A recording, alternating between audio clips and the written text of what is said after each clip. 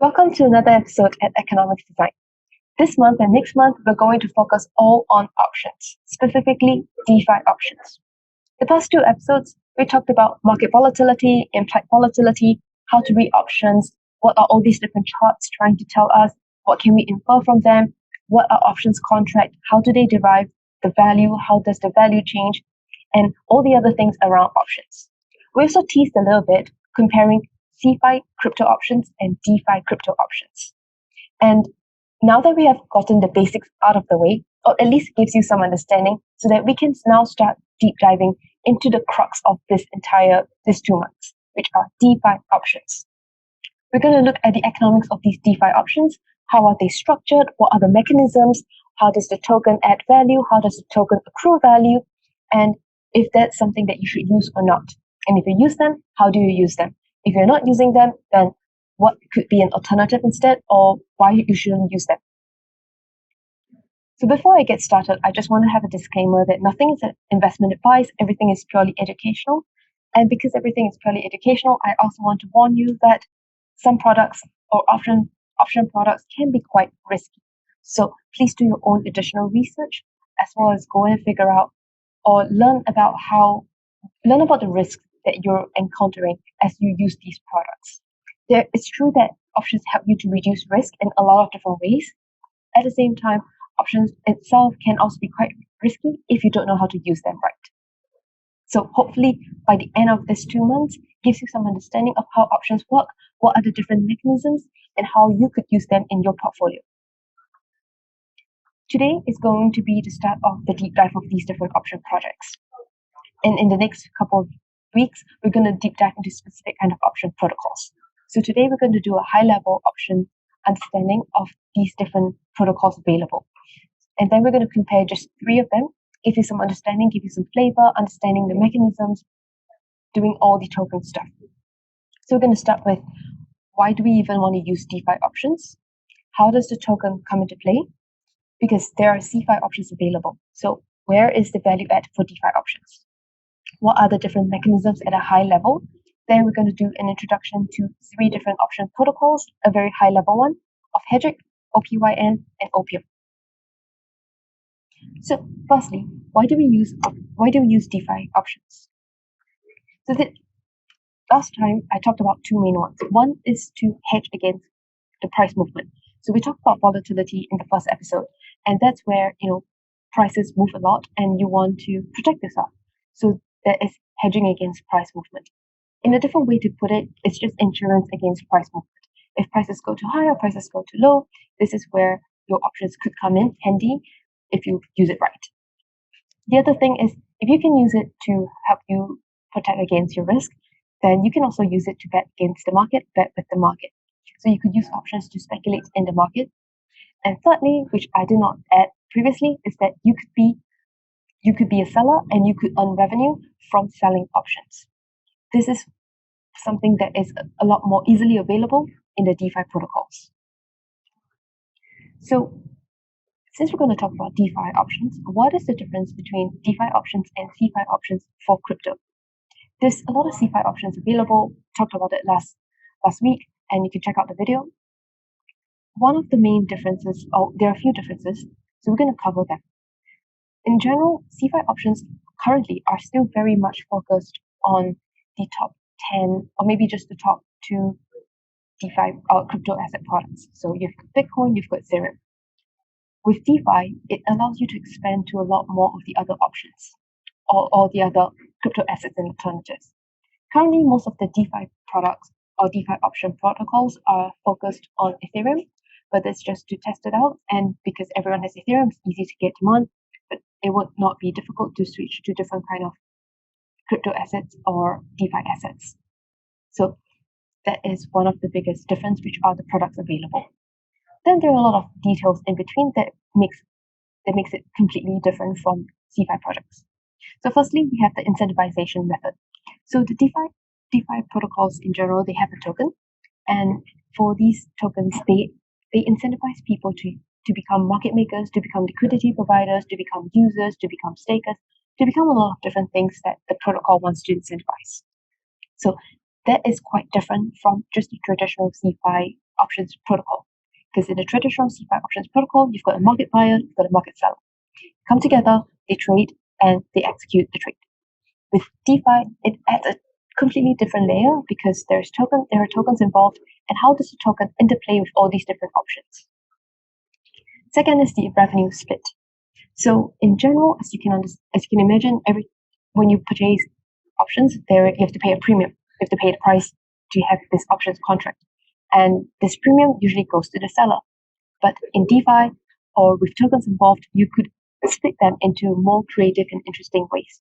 So you could split them in more than one ways. Then the way option contracts are created and the way option contracts are traded are also quite different. So option contracts are created via the protocol, and so it's more or less standardized. You get to choose different kind of customization, and then you can create the contract. So you could either trade the contract, which goes to the next point. You can either trade the contract as it is with all the different specifications, or you could trade the tokens that represent the contract in one way or another. So there are a lot of different mechanisms involved, and it is quite interesting because there's no one standardized mechanism for DeFi. Then settlement. Remember we talked about European versus American option settlement? European is where you settle upon expiry, and American is where you can settle anytime. So in general, most of these DeFi products or DeFi option protocols are doing the European options, so it settles at expiry date. And this is where automation can come in, because if the price is in the market, so it is within it allows you to make money as an option buyer, then it will execute it immediately and then you just settle. So it helps you to do that part. And there are also different types of market makers. So in DeFi, you have the liquidity providers, you have the option sellers, sometimes they are the same, you have the stakers, you have different types of people in the space, more than just the sellers, which are the option sellers or the contract creators. And then we also, as I mentioned, there are more asset types as well.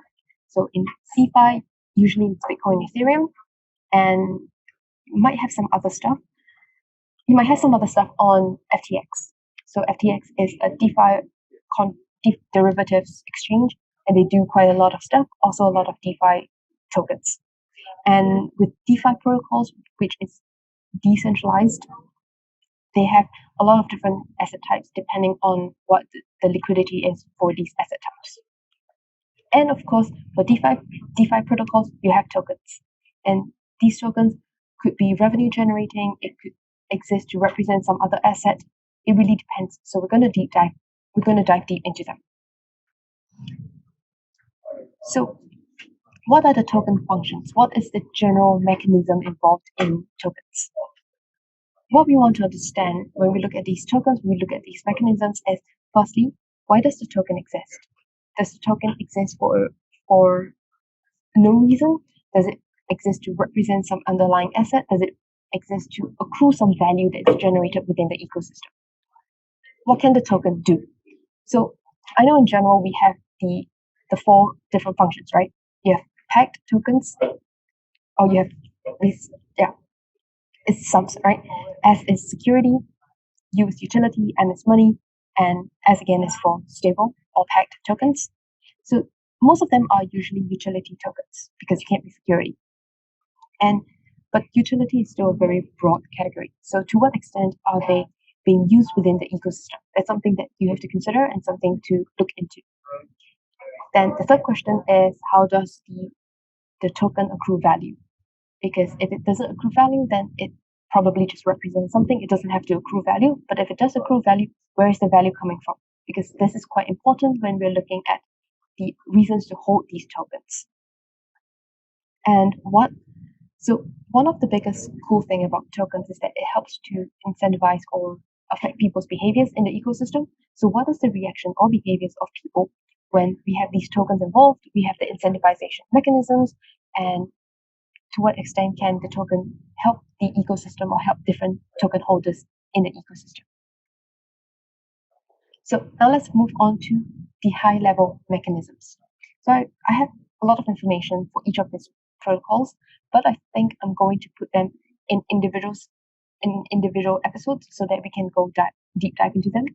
And for this high level, we can just focus on the token model, the value accrual, and the value flow. The reason why I want to focus on these three is because they are the reason why tokens exist. The main difference between options and stuff like AMMs or decentralized exchanges, where we have a big episode on that as well, those you have a more generalized formula or generalized model, because with exchanges you always have an invariant, a constant in which you're changing product A to product B. So that is the general model, and how can you tweak this general model to fit into the different types of decentralized exchange? That's what we talked about, and that's why it's a lot easier to cover them as a category. With options, it's quite different and it's quite difficult because options are quite complicated products. And the good thing about these kind of complicated products is that we can create very interesting models and very interesting ways of executing and using the tokens. So these models, I choose these three because these models are very different. And when they're very different, it's very interesting to understand a little bit more about how each mechanism works. And because of that, if I go into a lot more details, it's going to be a very long episode. So I'm going to just do a very high level understanding, general mechanism of token model, value flow, and value accrual. And then in the next episodes, we're going to deep dive into different protocols. So I'm going to use a whiteboard. I'm going to draw out the value flow so that it makes more sense. And then we can also start talking about the value accrual after that. Then we're going to end with the comparison chart. So I'm going to draw out the value flow of, we're going to look at three projects first. So we're going to start with Hegic options. And we're going to understand the token model of how Hegic works. So we want to understand token model. We want to understand the value flow. So, like created, used. And then the third thing is we want to understand value accrual. So Hegic is an anonymous site or anonymous founder group. And how does it work?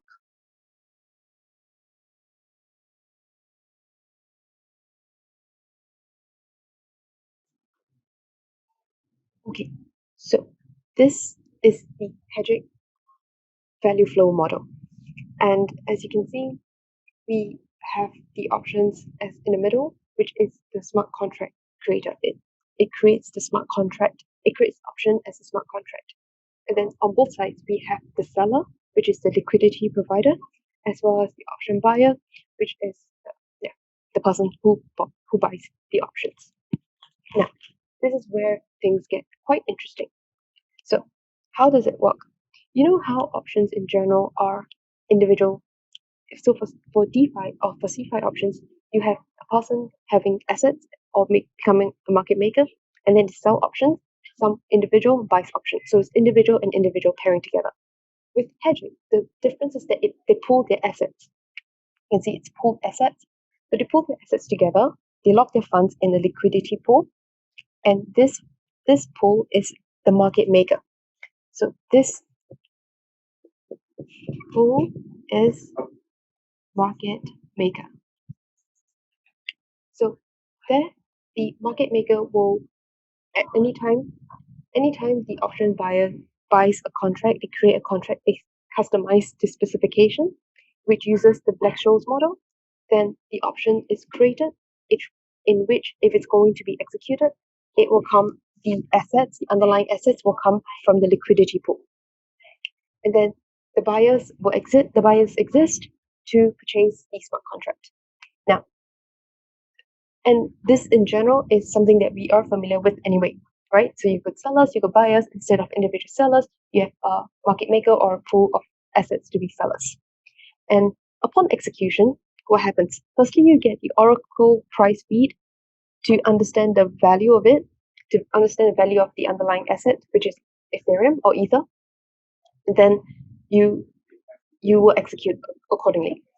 The difference is, as we can see, as every time a buyer buys an option, you have premium. Premium, which is the price you pay to get the option contract. So you pay a premium, and the premium will be received by the liquidity pool. So all of them inside will receive the proportion value of the premium received, the premium, which is the ETH amount. And the difference is this part that I want to circle up, which is the Hegic ecosystem. So if a buyer wants to execute its contract, they have the right to do that. They just have to pay a fee, 1% of the value of the contract in ETH, and this ETH will go to the staking slots. So staking slots are people who will stake Hegic tokens to get this ETH. And this is how the system works. So an individual could be liquidity provider, and this is in ETH, or they could be in the staking slot or be in both, and this is in Hegic. And they get to earn ETH and they get to earn Hegic tokens. So in this way, the token model, this is the token model, and Hegic is created as a way to reward users in the system. So the value flow comes primarily from the demand of people having these options. And why do people want to get Hegic tokens? Because then you can use it for staking, you can use it for rewards, you can use it for governance, which is what they are doing. So they have limited amount of staking slots, and you have to have a limited amount of Hegic tokens to be staking. And how Hegic is being used in the system is really a profit sharing system for the entire system, because it's not fair if only the liquidity providers are earning fees, but you could also be earning fees if you don't have ETH. You can be earning fees by staking in the system, and you get to earn the settlement fee as well. You get to earn fees in two ways. So basically, think about the premium at 100%. So usually it's 100%.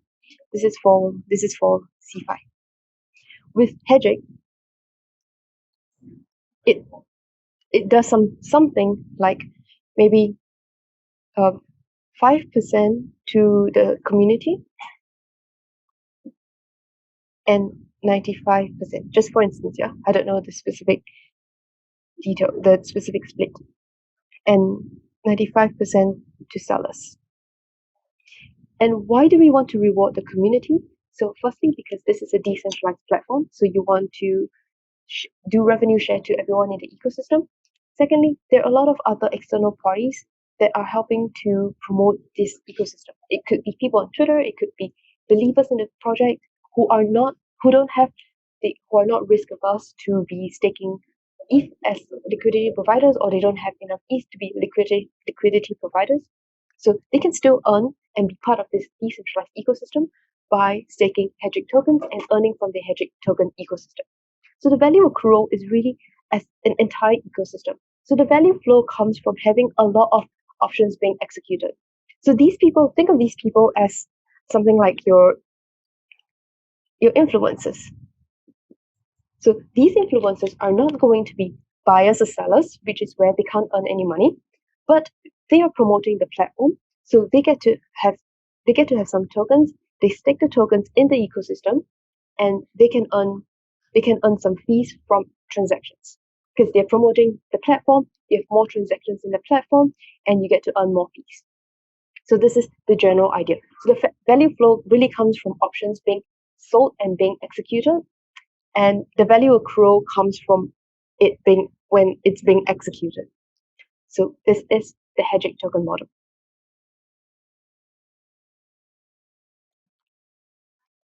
The next model that we're going to look at is Opium, which is also very interesting.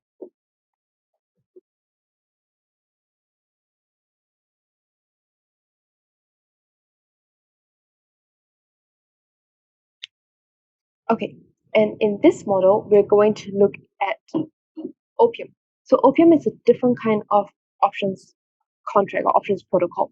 So just now the main thing was that if you have ETH and I'll put all my ETH into liquidity pool and I will be earning premiums from all these different option contracts being bought.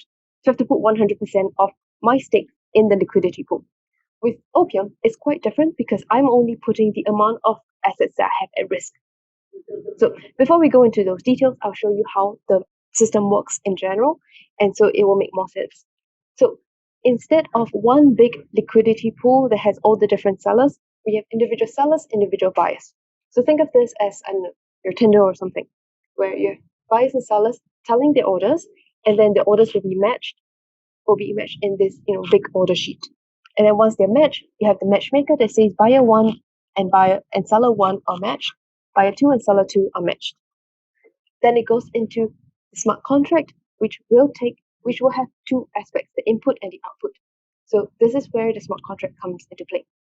The input is where they will get the oracle to find the price of the underlying, and then the output is to figure out how much to pay. This is something that's going to be very important later when I get some numbers and show you what it means.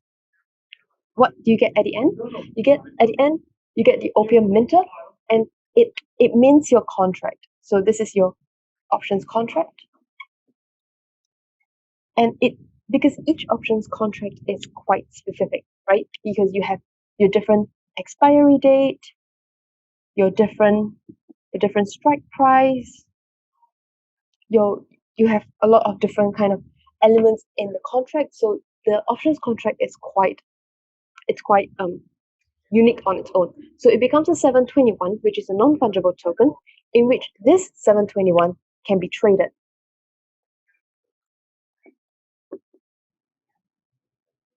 So this 721 can be traded, and it from now to expiry, the value of this options contract is that it can be traded, and you can earn based on implied volatility that we talked about before, and all the other things that's involved. So you can trade it and you can earn money from it. Now, what happens when it comes to settlement? When it comes to settlement, then you have the smart contract that will go back, check how much to pay out, and then be paying out accordingly. So let's take some numbers to understand what's going on. So let's say as a seller, I'm betting, okay, let's do call option. Call option means I want to buy the asset. And let's use ETH. Okay? So as a seller, I bet that the prices will go down. So as a prices goes up. So no, say prices goes down. So as a seller, I say ETH price goes down by 15%. And for it to match, then someone has to say, I bet that ETH price goes up by 15%. So that's the amount we're talking about, right? So in this process, firstly, there's going to be people who say, I think ETH price will go up or will go down by 8%, 2%, 15%, 20%, 50%. Doesn't matter. But what the system does is to match. This person says 15%, this person says 15%, so let's match them. 15% and 15%. So what it does now, then I will put 15% into the smart contract, and that is the amount that will be locked up. And so the total amount in the smart contract will be 15% of ETH plus 15%. So you get total is 30% in the system. And now what's out on the other side? So once the smart contract is done, it will be minted into a 721. It can be traded, whatever. Let's not care about this. Let's look at upon settlement. So upon settlement, all of these are settled at European. These are all European contracts, so that means they're settled at expiry date. So when it's settled, so let's say at settlement, let's say at settlement, prices goes down by 10%. Okay, so how does this work? This is where the smart contract comes in. This is where it will determine how much to pay out. Remember, the total amount that we have inside is 30%. So prices go down by 10%. As a seller, you bet that your price goes down by 15%. So because of that, seller, you get back 15%, your original bet, plus you get the 10% where you're actually correct. Buyer, on the other hand, you get back your 15% that you put in, but because you bet wrongly, so you minus the 10%, you get 5%. And seller, you get 25%. So this is how the options contracts are being settled on the Opium network, which is very different from the other mechanism from Hegic. So, and where are the fees being accrued? So the fees are accrued with 10% goes to the platform. So any fees involved, 10% goes to the platform, and 90% goes to the seller for premium. So this is settlement. But every time there is a trade occurring, once again, you have the same thing. You've got premium. So pay premium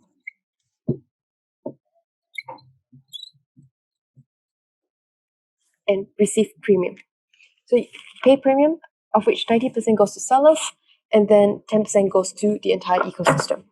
This is just a general idea. So the value accrual is from the system being used more often. The more execution, the more matches, the more people purchasing options, the more revenue is being earned, and those can be redistributed to users. We talk about all the different distribution of tokens and all the economics of tokens as we deep dive into the topic. Now, for the last one, I'm going to talk about OPYN. And I think OPYN is very interesting because it has a completely different model. I picked this three because the models are very different. The first model is where it's pooled liquidity. The second model is where it's individual buyer and seller, and then you create an ERC20 that can be traded, and then upon settlement, you have all the different kind of settlement. The mechanism is also very different because one of them it's cash settlement, you put cash in there. The other one, so it's a bet, right? Opium is a bet, and then you settle in cash. Hedging is really where you use it to hedge. You put your assets in there, and you receive fees on that. Now, Opium present the options instead. So let's look into it.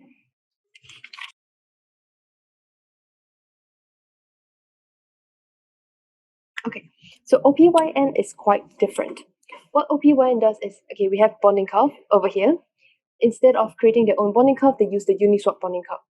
It does a very interesting way. It's kind of like MakerDAO, where you have collaterals in a liquidity pool or a vault.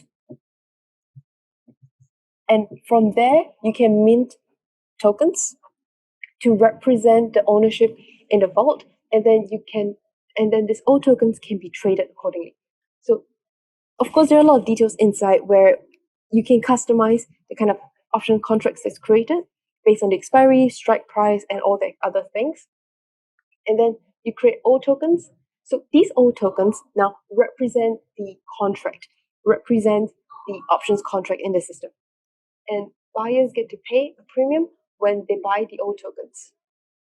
And so in this scenario, the old tokens are very different from the Hegic and Opium tokens because old tokens are just a representation of the LP, the collaterals in the vault. So they're not exactly revenue generating. There is also no profit. There's no profit mechanism in this OPYN model because, I mean, on one hand, it's good because it encourages more people to purchase them.